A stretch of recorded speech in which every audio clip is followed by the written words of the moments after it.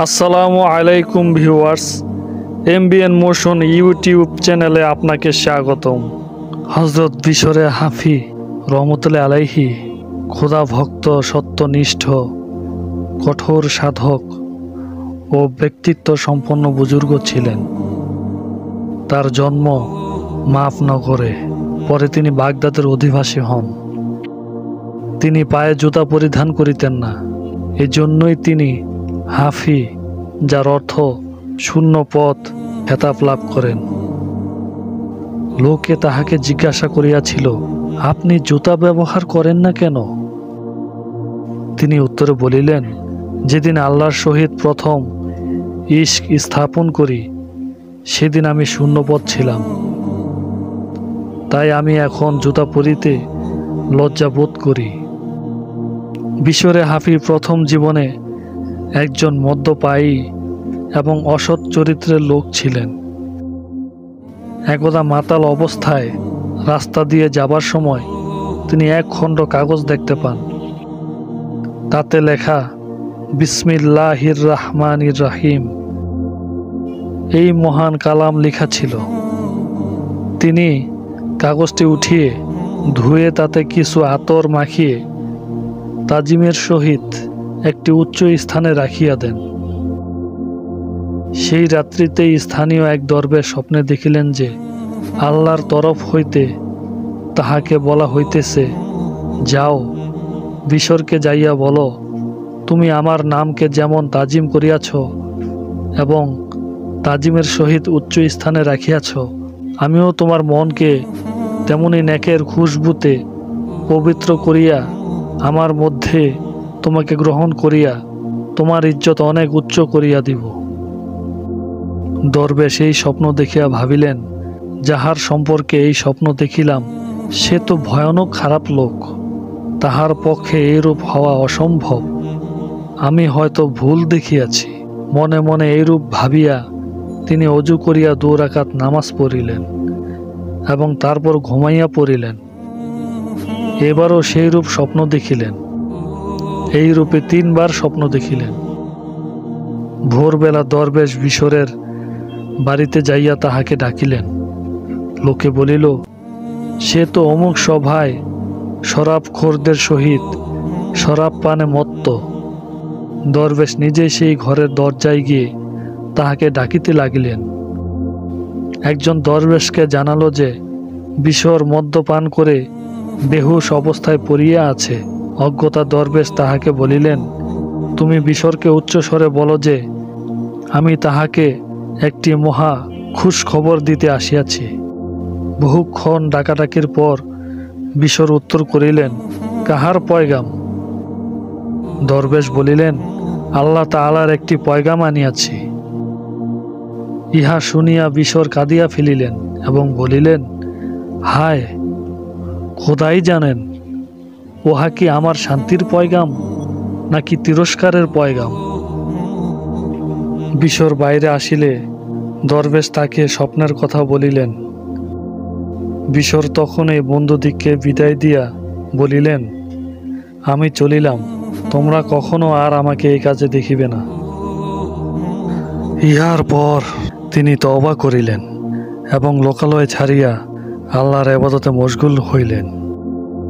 খোদা প্রেমে তিনি এতই মশগুল হইয়া পড়িয়াছিলেন যে আর কখনোই জুতা পায়ে দেন নাই।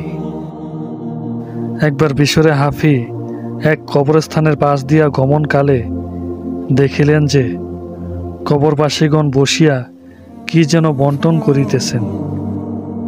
তিনি আরজ করিলেন, আল্লাহ, ইহার তাৎপর্য কিছুই বুঝিলাম না।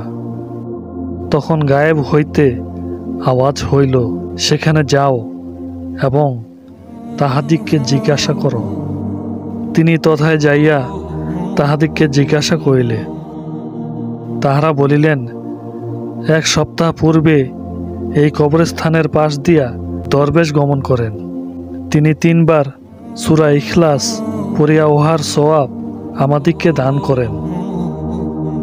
তখন হইতে আমরা সেই সওয়াব বন্টনরত, এখনো উহা হইতে আমরা অবসর পাই নাই।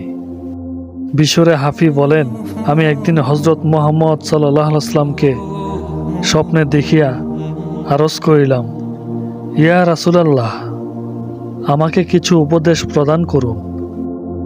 রাসূলুল্লাহ সাল্লাল্লাহু আলাইহি ওয়াসাল্লাম বলিলেন, আল্লাহ তাআলার দরবারে নেকির আশায় ধনীর পক্ষে দরিদ্রগণকে দয়া করা একটি ভালো কাজ বটে, কিন্তু আল্লাহর দয়ার উপর নির্ভর করিয়া দরিদ্র লোকদের পক্ষে ধনী দিককে অবহেলা করা তাহা অপেক্ষা শ্রেষ্ঠ কাজ।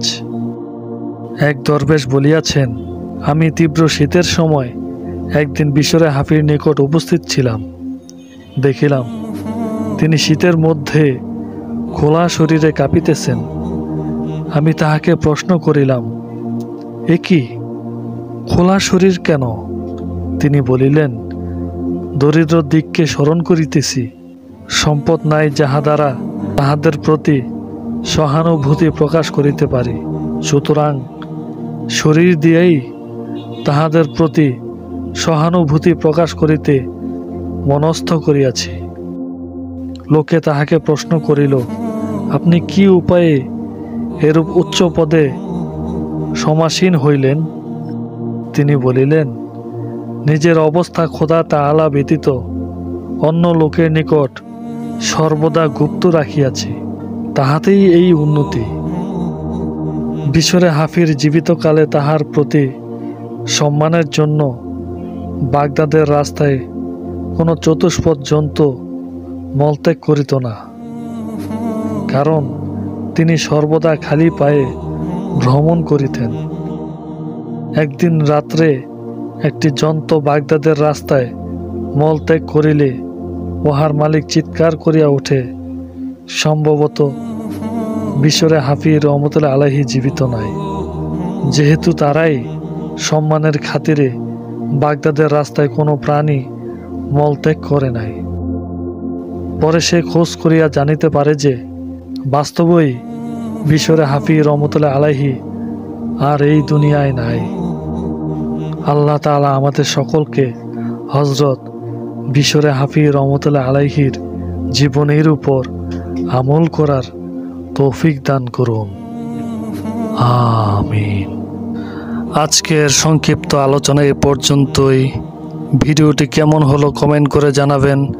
সবাই নতুন নতুন ভিডিও পেতে চ্যানেলটি সাবস্ক্রাইব করুন। দেখা হবে নতুন কোনো ভিডিওতে। সবাই ভালো থাকেন, সুস্থ থাকবেন। আসসালামু আলাইকুম ওয়া রাহমাতুল্লাহ।